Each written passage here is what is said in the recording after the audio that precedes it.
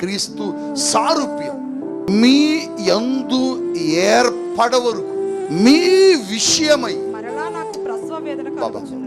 Already ఒకసారి ప్రసవ వేదన పడి కన్నాడు, ఆల్రెడీ ఒకసారి ప్రసవ వేదన పడి మీ కొరకు దేవుని మాటలు ప్రకటించి చెప్పాడు.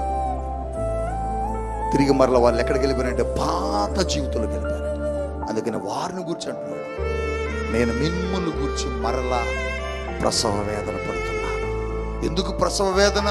తిరిగి మీరు మరలా క్రీస్తు సారూప్యములోనికి రావాలని. అవును, పూర్వకాలములో దేవుని సారూప్యములో ఉన్నావు నువ్వు.